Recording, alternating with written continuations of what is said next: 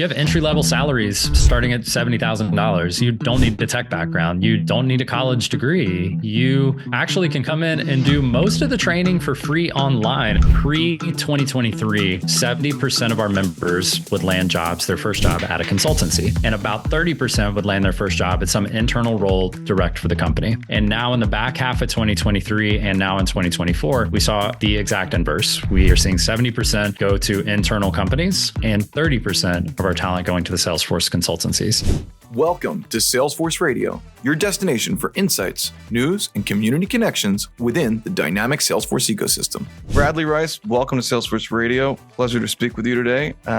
As a way of introduction, I'll just mention that, from speaking to you over the years and seeing your content, one of the main, I would say, advocates for Salesforce admins that are starting out, and also people who have been in it a couple of years and are looking to make sure that they're getting, the best opportunities in the best possible places. So really nice to have you on today, and excited to have this conversation. Yeah, it's a pleasure being here. I'm excited to come on. It's always fun to talk to the Salesforce ecosystem about, what we're seeing, trends in the Salesforce space, especially when it comes to careers. And I know, the last, I'd say 12 months have been interesting in the sort of career paths as far as, you used to be able to just dive in and land a job, trip and fall, and you get a job because you wrote a clever LinkedIn post. And now you've actually got to, go toe to toe a bit. And I think it's become more interesting for the career seekers. I wouldn't say as fun as just hopping in and getting jobs, but it's definitely more interesting to really, put your skills to the test and get the jobs and sort of demand your spot. So I've seen you, post a lot in the past about your journey a little bit, but I'd love to just kind of get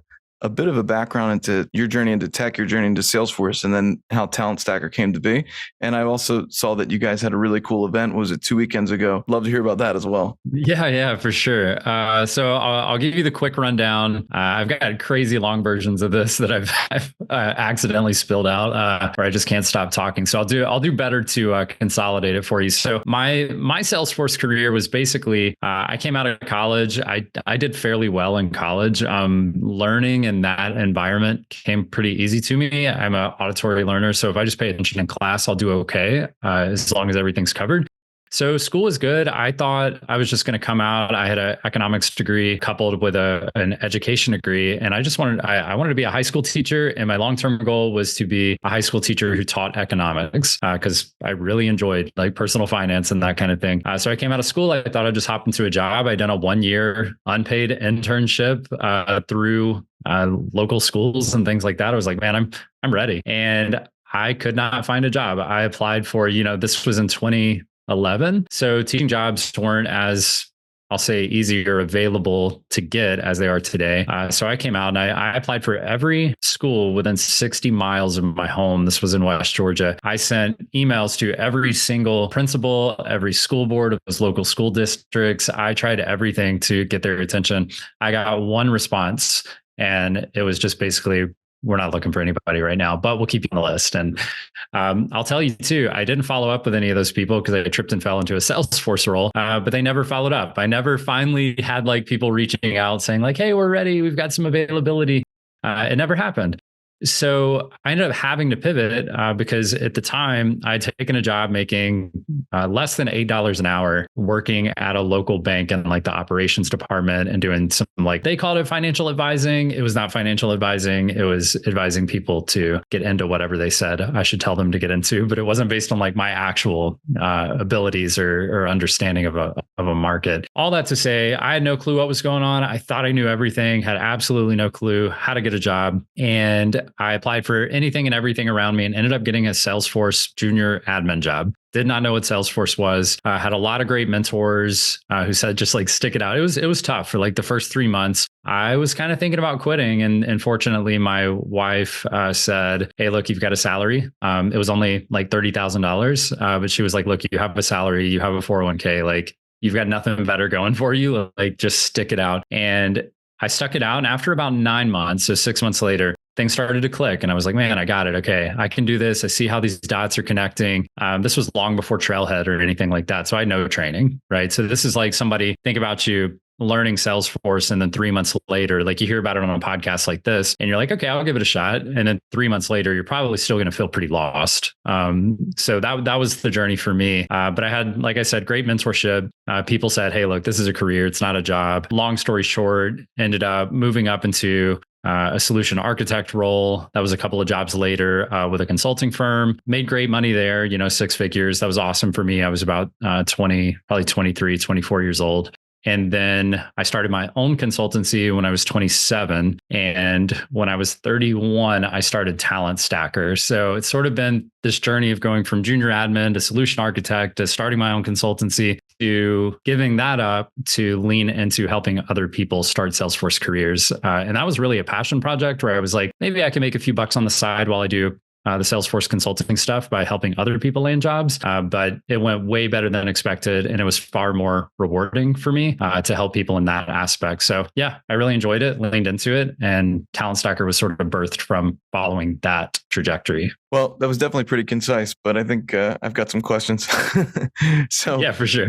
So you're in college studying econ. That's your passion. You want to be a teacher. Was there ever, hey, maybe I should learn coding. Maybe I should go into high tech. I mean, what did you ever have that feeling? And then when you got to be a junior Salesforce admin, what did it feel like you were doing in the beginning there? What did you think the job even was? Yeah, those are both great questions. So number one, no, tech wasn't really on my radar. Like I wasn't a tech person. Like I played video games and I enjoyed that, but I didn't see myself working with a computer. So for context, I grew up on a cattle farm. So I got my first computer when I was 17. And it wasn't a huge deal to me. So you're talking about like 17 to 21. I really only used a computer to do schoolwork in college. So it wasn't like tech was part of my life or that I was like latched onto it.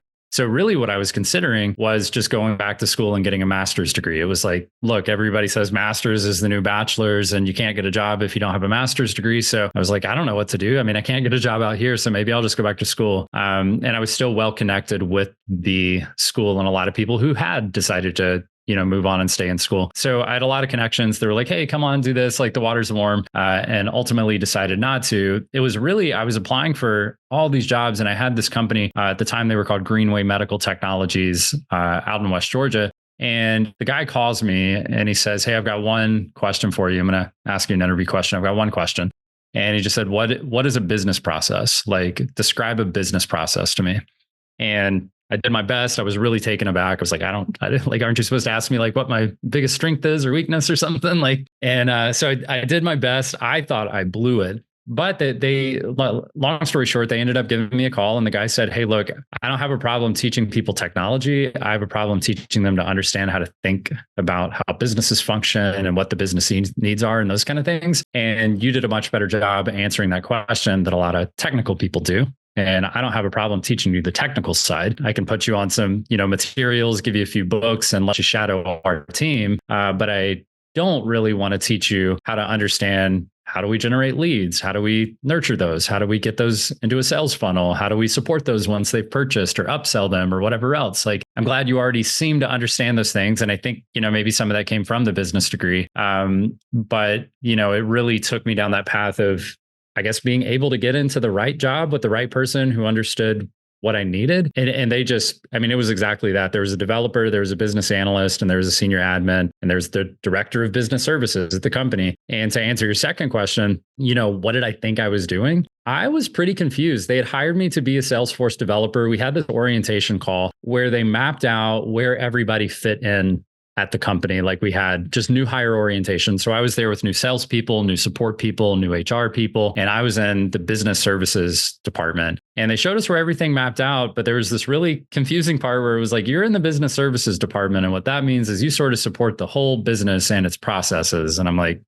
I still don't know what you're talking about, right? Like, I don't know what you mean. And only through what I consider really good onboarding practice where I don't remember the days of the week, but I know I would shadow the developer one day, the analyst one day, the admin one day. I would train all day one day. And then the other day, I would actually go to all the meetings with the director of business services. And so I would go meet with accounting for an hour, meet with marketing for an hour, meet with sales for an hour, meet with support for an hour. And all they were doing was just barraging him with all of their needs. Where are these projects? We need this automation in place. We need these new fields, like all these things. And he would take those back to the team and then delegate it out to the team. And I didn't understand the lingo. I didn't understand what they were saying. But a few months in, and that was those first 3 months, right? I was dying. I was like, I don't know what to do. This is tough. I feel like I'm sitting in meetings, not understanding a word that's being said. And slowly but surely, though, it came together. I ended up getting my admin certification. So I was starting to understand Salesforce. And hindsight 2020, the senior admin at the company, her name was Stacy Hyatt.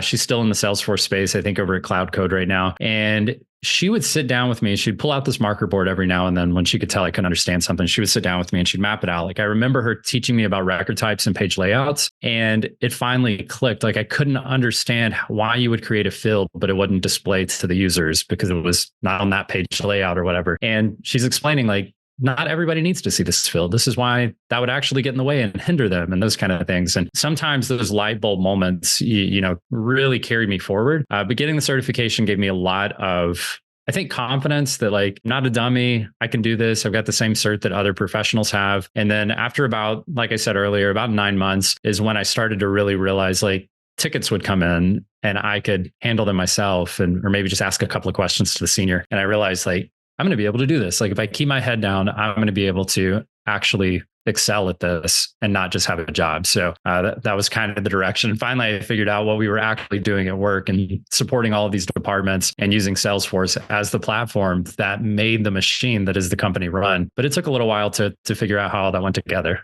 That's really interesting. And one of the things I'm hearing also from this story is that there was a big advantage actually in joining a bit of a more established kind of large organization where you had these other resources and people. And one of the things I think we're seeing today, and maybe of a different opinion, is that like, places are looking for a Salesforce admin and they want the Salesforce admin to have all of these, requirements and they want to have this whole background that they've been around for all these years. But in reality, they've got no other team supporting that person necessarily. And it's really hard to then jump into that. And they kind of want, it's like an entry level position, but they want someone who's already been through all the ropes, but they don't really have anything to support, someone like that. After that, did you end up staying in kind of larger companies with tech teams, or did you go to smaller? Did you ever work in anything smaller? Yeah.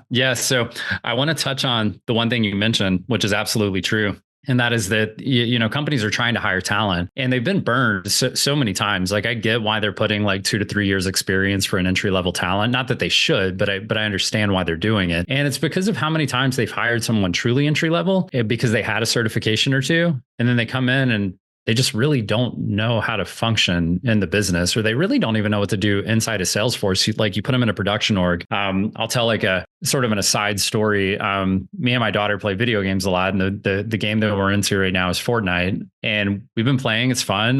We've been doing really well in sort of what I would call like exhibition play. So it's just like free for all online with other people, all skill levels. A lot of fun. And we played in our first tournament a couple of weeks ago, and she was scared to death. And I was like, no, just play the way you play. Like play to your, like the way you've been trained, the way that you've been working on your strategies and how you play. And because it was a tournament, nothing different, but this was live. This was the real thing, right? She did what we call like camping. She just got a couple of, weapons, and then she hid in a corner and just hoped to make it through the match. And that's never going to work as a strategy. And it really just the reason that came up is because it's interesting when you're working in Trailhead and you're doing your thing and you get your certification, you feel so good about yourself. You're on LinkedIn or you're in your community groups and everybody's lifting you up. And you're like, man, I am good, right? Like I'm awesome at this. And you get your job and everybody's patting you on the back. And then you get into the live environment and you try to camp in the corner. And hopefully nobody asks you to do anything. And hopefully you can figure this out without anybody finding out that you actually don't know what you're doing. And like all those things come, right? And it's like once you put yourself in the fire, you start to realize like,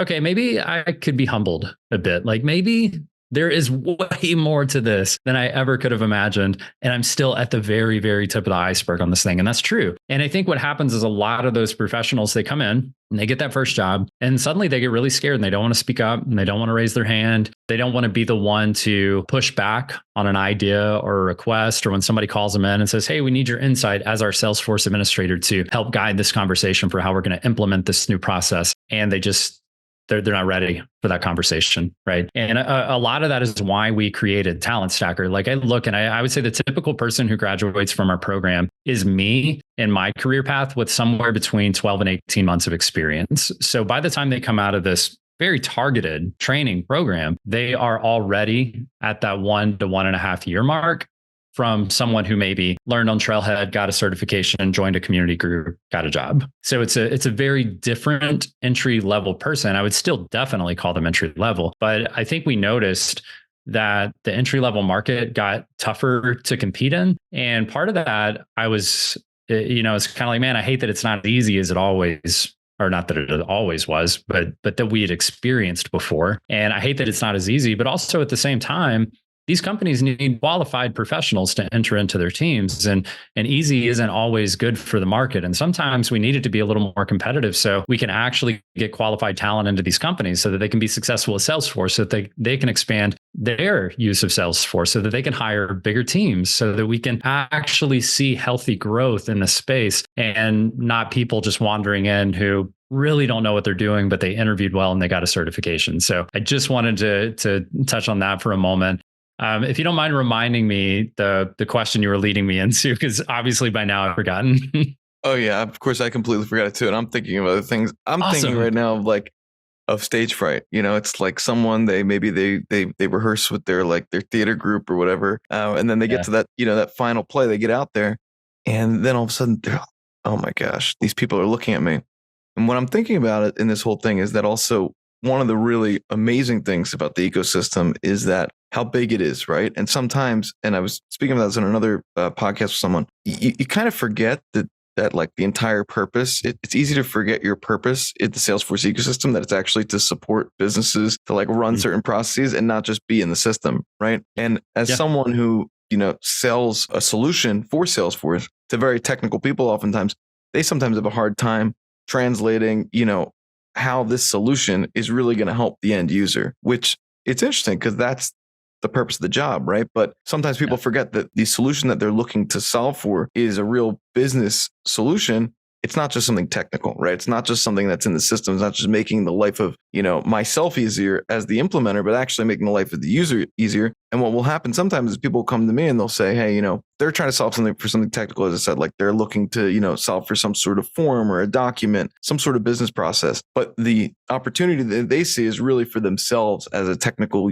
user, as the person who's setting it up, rather than the end user. And then they bring it to the business. The business is like, why would I pay for some, software when, we're already getting the job done? And they're like sweating because they're like, oh my gosh, I totally missed the whole point here. I was trying to save myself, all this time and money and resources and the company, but they don't understand how much work I'm putting in. And I think that's like kind of one of the things is that, if you get stuck in Trailhead and you get stuck just in the back end of Salesforce, you can lose sight of kind of what's going on in the business. And I guess when you're in a smaller organization and you've got, not so many people managing the Salesforce, you really need to make sure that you're able to interface with the business. You really need to make sure that you're able to, translate things over. And obviously, you're not going to really learn that from just learning Salesforce. That's where like your first employer said, that's something you have to learn, somewhere else, whether it's in your family's, store, wherever it is in school. And that was one of the cool things when I initially joined the ecosystem, which was in 2020, was seeing all these, success stories of people coming from the service industry and stuff like that. And talking about how their skills really were able to transfer over, like, just like you said, like the technical part they could learn. The part they couldn't learn was how to make the lives of the people that they were serving easier. Yeah. And that's always kind of the cool thing about it, having such a big community and you can feel like you're within it. But then you have to realize, hey, the community is here to serve like all these businesses that use Salesforce. Yeah, you're exactly right. Like with those transferable skills, like we saw a lot of people coming out of healthcare, education. Recently, we've seen a lot coming out of nonprofit backgrounds. But you can really think of anything. And you're exactly right. It's because you take somebody that was a nurse that transferred into being a Salesforce professional and you put them on a healthcare project. And you got them sitting in there asking questions to a team that works at a hospital about how we're going to implement, maybe it's Health Cloud, maybe it's not for the company.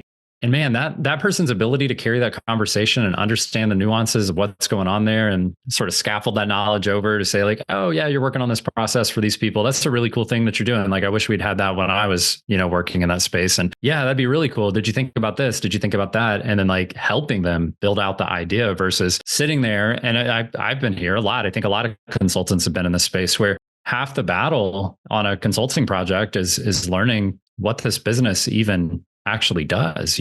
I worked for companies like Liberty Tax, and just understanding like it wasn't even about the taxes. It was about operating basically just like a massive group of companies that are spread out across all these owners across the country. And it was less about taxes and it was more about putting the processes in place for a franchise business and how that was going to function when you had one Salesforce org to delegate out to 1,000 independently owned companies across the country. Like, that got really confusing. And I don't know that, many people would have that background to say like, oh yeah, I've worked in, massive franchises that use Salesforce as like a header platform for all these companies across the country. And, also working in I worked in software, I worked in manufacturing from like signs to air filters. I worked in healthcare, just all these different industries.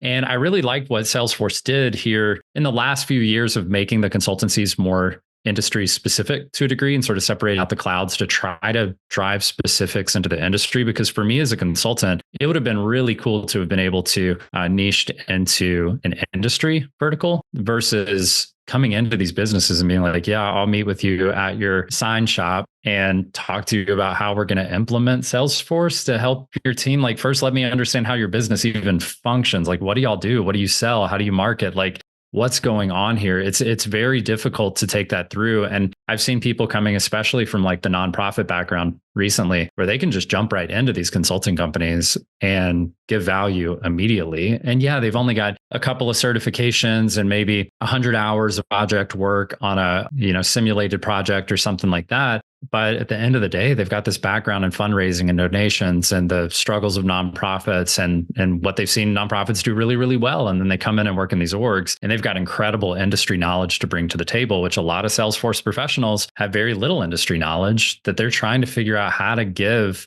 industry specific advice into a Salesforce org. And a lot of times that the results are not good when nobody on that team actually understands the type of company they're working for. Yeah, it's interesting you say that, and especially about the nonprofit piece, because I speak to a lot of people who, are like admins for nonprofits, or became an admin for a nonprofit just out of divine providence because they ended up there. They started with some job, they worked their way up, and they're like, oh, now you're going to manage our Salesforce system, and it's really interesting because you see people who are a lot of times strapped for resources, figuring out great solutions to problems that they have in the organizations.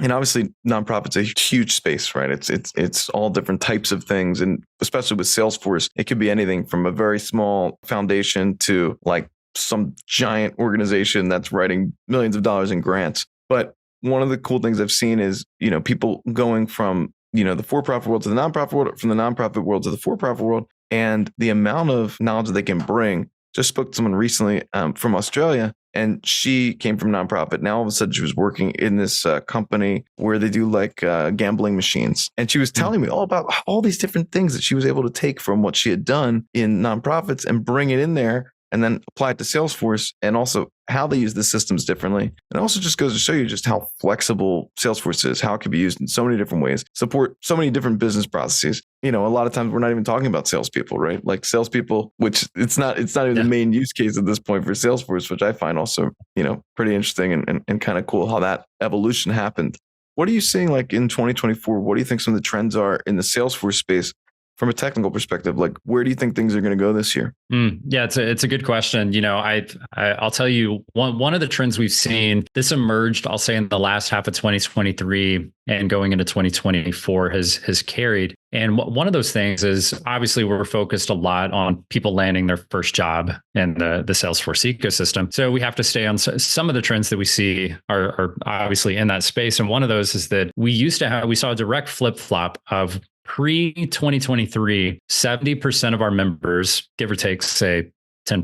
70% of our members would land jobs, their first job at a consultancy. And about 30% would land their first job at some internal role direct for the company. And now in the back half of 2023 and now in 2024, we saw the exact inverse. We are seeing 70% go to internal companies hiring directly for their Salesforce talent and 30% of our talent going to the Salesforce consultancies. And I could guess at why that's true. I could say that if I had to guess, I would say that probably budgets are tighter at companies. So they're being more thoughtful about their money, giving higher interest rates.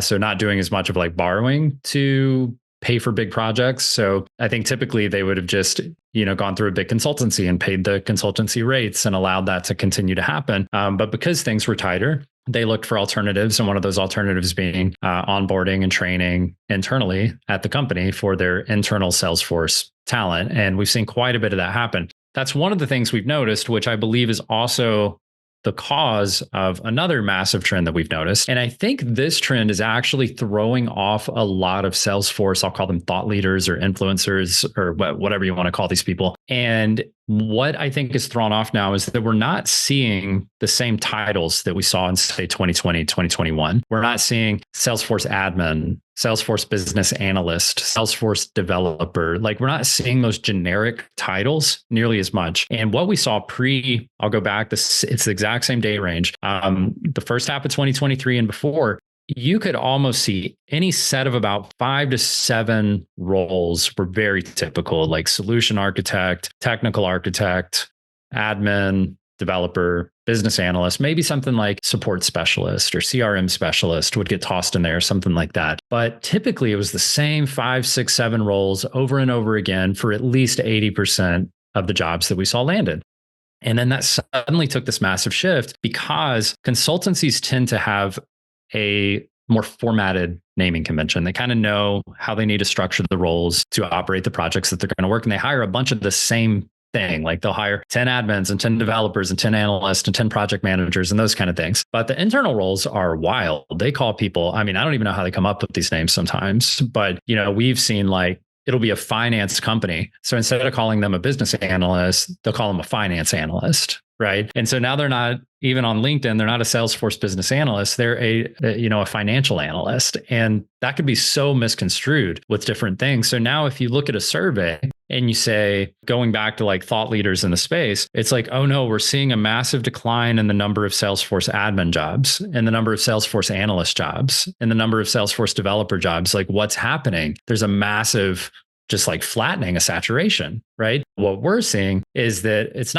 you could call it a saturation of those titles, but those titles are just being pushed into other role names because the roles are shifting to internal roles. So now I would say that in the last couple of months, which are the ones fresh on my mind, we've had anywhere from 25 to 30 different titles for those same 5, 6, 7 roles. We're now seeing 25 to 30 different role names. It's the same talent, right? It's the same certifications, the same training, the same skills, the same interview prep, landing a massive variety of job titles at this point. So I think those are two major trends that we've been seeing is misunderstanding naming convention and why that doesn't necessarily translate to job opportunity, if that makes sense. So from your perspective, the requirements for these jobs are pretty much the same as they were with the different roles? Well, we're still doing, I would say 80% of the training we do in 2024 compared to what we did in 2022 is the same training, right? It's very much, it's simulated projects, it's interview prep, it's job search strategies, it's certification training, it's instructor-led workshops, and trying to get as much hands-on experience as possible inside of Salesforce. But at the end of the day, it's effectively the same training process resulting in a massive skew of different job titles. And the only reason we can come up for is seeing that same shift from consulting to internal is because the internal naming conventions are simply they're just not standardized. Yeah. How do you teach people to find appropriate roles for themselves with all these new naming conventions? Well, what we've done is we post monthly. So we post our program statistics every single month. And what we started to do is, along with the outcomes like number of people job landed, average salaries, we do salaries by gender, jobs landed by gender. We try to break things out just to sort of keep a pulse on the state of at least the entry level ecosystem. So what we've done is we've now started also sharing all of the unique job titles for those roles. And we've also started sharing whether those are in office, fully remote or hybrid roles. So people can get a better feel for what are the types of titles I should be looking for? What should my expectations be around hybrid in office or work from home? And by sharing those, I'm hopeful that people will start really opening their minds to how to search for these jobs. And inside the program, we actually teach them to search for a variety of keywords. And then what they should do is dive in on the job description. And then they're keyword searching that description for the word Salesforce, so that you could find a financial analyst. Suddenly, you look at the job description, you see Salesforce mentioned a handful of times, and what they're actually looking for a Salesforce business analyst or admin certification for this job. Why is that happening? And then once you sort of reverse engineer the job description, you realize this is a Salesforce admin or business analyst role for a company that works in the financial area, right? So it's really the same job with a different name. Because you had people landing jobs for consultancies that maybe focused on the financial sector, but they were not calling it a financial analyst. It was still a business analyst for the consultancy. It was just in the financial sector. Yeah, that's really interesting. And that's an interesting method that you guys are using. It just was making me think of like also the way that you got into Salesforce, is kind of a roundabout way. You fell into it. So now you're helping people who have decided for whatever reason that, hey, this is a path I want to take. How do you pitch Salesforce to them? Like, obviously they already have a bit of a understanding, but I assume a lot of people are coming to you that, maybe they've played around in Trailhead or you have some prerequisites for doing your program, but what's the pitch? What do you say to people who are interested in getting involved? Oh, yeah. Yeah. So that's pretty easy for me because I was very involved in, I'll say, finance communities, specifically financial independence communities. I got really deep into these groups that were focused on just lifestyle around finance, early retirement, things like that. And I got to see all the different things that they were doing. So I had my job and we were all spending time together, not because of our Salesforce jobs, but because we were all interested in, say, early retirement or financial independence. And so by spending time with these individuals, a lot of what they were looking for were, man, if I had a higher paying job, I could retire even earlier, right? Like I could fast track that process.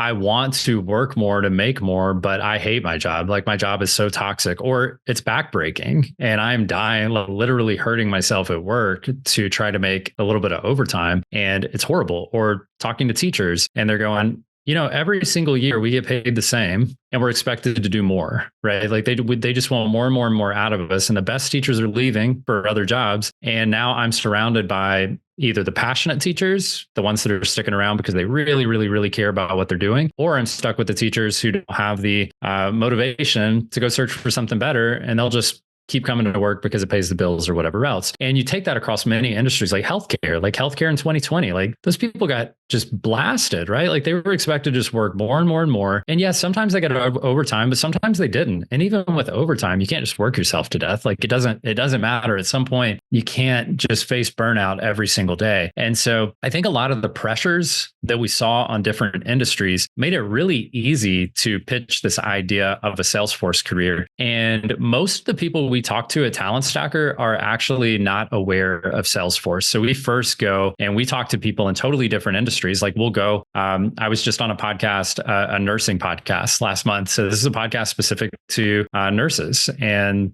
specifically labor and delivery nurses. And, we're talking to them about Salesforce careers and what's available and what these look like and how you can kind of compare it. We've talked to people in the finance space. We've talked to people in the nonprofit space. So we actually focus our energy. I know a lot of people don't do this. And I would say this is one of our sort of like bread and butter strategies as a business, is that a lot of people who have training programs like ours, they sit in Salesforce communities all day long, trying to convince people who are, we call them Salesforce aware, people who are Salesforce aware to buy their program, right? And then but there's this massive market of people who have never heard of Salesforce ever in their lives. And we call them Salesforce unaware. And we actually spend more of our time trying to find people who are Salesforce unaware to hear the message that we're sending. And so what do we say when we talk to somebody like that? Well, first of all, we're going to sound like an MLM, a scam, a sales job, something like that. That's usually what we get. Because it sounds like Salesforce. This sounds like some sort of MLM scam. Yeah, for sure. And so that's the first thing we get is like, it's an MLM. It's called Salesforce. And it's like, okay, it's not an MLM. You've got me convinced. So it's a sales job, right? And it's like, it's neither. And I wish they would change their name, but I get why they can't at this point. But yeah, we go in and it's like, hey, you have entry-level salaries starting at $70,000. You don't need a tech background. You don't need a college degree. You actually can come in and do most of the training for free online, especially if you want the DIY approach. Salesforce actually created this platform called Trailhead where you can just learn all you want totally free online. And then, yeah, you'll have to take a certification test and that'll, cost you about $200 if you can't find a coupon code. And that is about what you're going to need from a fundamental Salesforce training perspective. We could argue that you might need another cert, so call it $400 total investment, but the rest of the investment is free from a monetary perspective. And it's really just your time and energy, which is very valuable. But a lot of people that we talk to are in hard situations. And I had a member one time tell me she had to choose her hard. And that stuck with me. I really liked that because she was like, look, learning Salesforce was not easy. Like getting on Trailhead and passing these exams was not easy. Applying for 50 jobs and getting 3 interviews and then having to actually show up for those interviews, going through simulated projects, putting a lot of my time into this was not easy. And she said, I would call it hard. But also my life before Salesforce was hard. I was at a dead-end job. I was getting a 3% raise every year if I was lucky. So I was on a trajectory to retire making like 70 grand. You're talking about making 70 grand out the door? First job in an ecosystem I've never worked in before. Don't have to go back to college for 4 to 6 years. I like train online for 6 months. Are you kidding me? This is like beyond easy to decide which hard thing I'm going to do. The one hard thing I could do is just stick it out and live the life I've already got. And I hate my job and it's toxic and I don't feel respected. People treat me like garbage at work. I feel like I'm giving up my body. I'm working overtime and not getting paid for it. Or I could do this other thing where I'm going to be respected at work. I'm going to be paid fairly. The income is extreme for most people's cases. I'm probably going to get to work remote too. Like what's the catch? Like that's usually what it is. It's like, well, what's the catch? Because it sounds way too good to be true. If you're in the Salesforce space, it's like anyone listening right now who has a Salesforce job, do you work from home? That's incredible for most people in the world. Do you make more than $70,000 a year? That's incredible for most people in the world. Do you feel respected at work? Are you the person who gets invited to the meetings to make the decisions? Or are you the person who someone meets and then tells you what to do afterwards? I'm betting you're the person who gets to go to the meeting, and that's because you are respected for the work that you do. Those 3 things alone are far beyond what most people in the world get to do for a career. And so, yeah, our job sounds too good to be true. To most people, telling them what we do at work is an absolute scam. Like there's got to be a catch, but it's not. It's just what we do at work. And it's the coolest thing.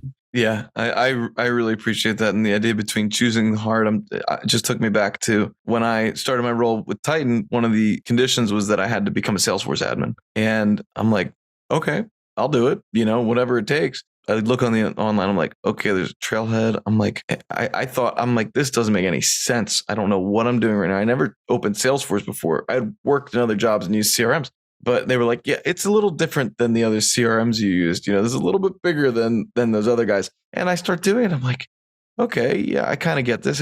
And I'm going through and I'm like, okay. And then I start doing practices. I'm like, I don't understand a lot of this stuff. And I was so nervous just even, pass that first exam without any real life experience. And I just remember sitting there and I'm doing the exam. I'm like, at some point my boss just said, good for him. He's like, listen, you got to take it. If you fail, it's fine, but you got to take the exam. And I was really privileged to be able to do the exam as part of my job. That was awesome. But I didn't have time to do the learning and the training as part of the job. That I kind of had to do at night, or whenever I had a free moment. And then I took that exam, and then all of a sudden I was like, there's no way I passed this exam. And then I got, that final screen. It was like, you passed. I was like, oh my gosh, I couldn't believe it.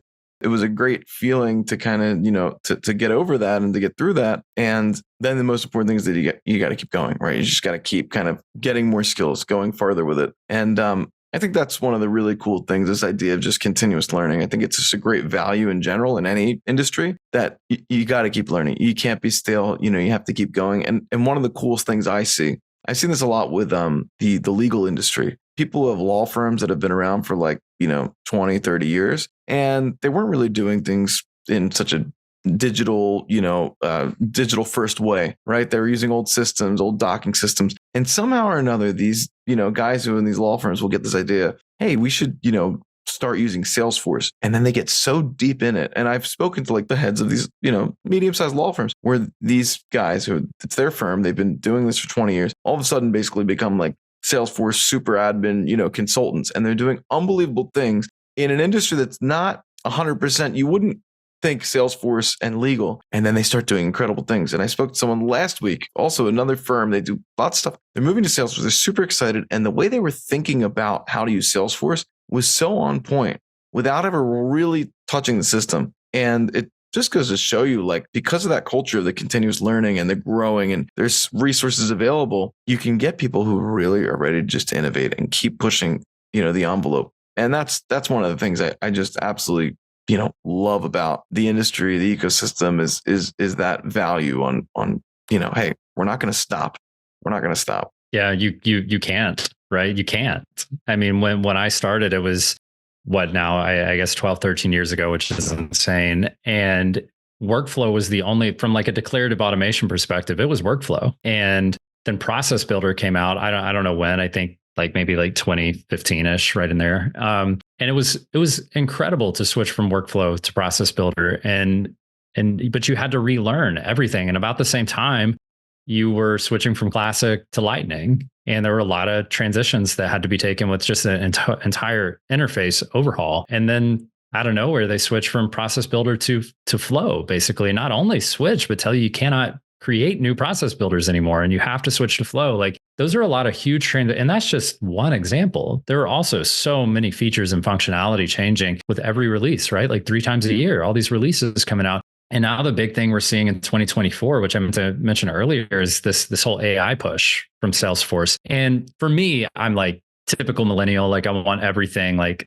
immediate. It's like, okay, like you said it, let's do it. I want to see it. And it's been slower, I think, for me at least. I'm like, come on, guys, you guys were talking about this like I don't know, like 15, 16 months ago. Like, come on, release the stuff. And then we go to Trailhead EX and they release it, but it's only like unlimited edition and for specific groups. Like, oh man, come on, like let us all play with it. Like, we want to see the beta version. Like, at least let us use it in a sandbox or something. And so like, I'm really excited for that. I really have no doubt that there's really no doubt in my mind that probably beginning of 2025, given the pace things are moving, we'll see more general availability of some of this functionality. And my bet is that we see a lot of, basically, you're going to have to be go back to those generic roles like admin, business analyst, developer. You're going to have to be that with a skill set of whatever the AI functionality is layered on top of that, if you really want to be in demand. And how we're going to learn that, how we're going to get our hands on that, I think is the big question. But I think the sooner you can get your hands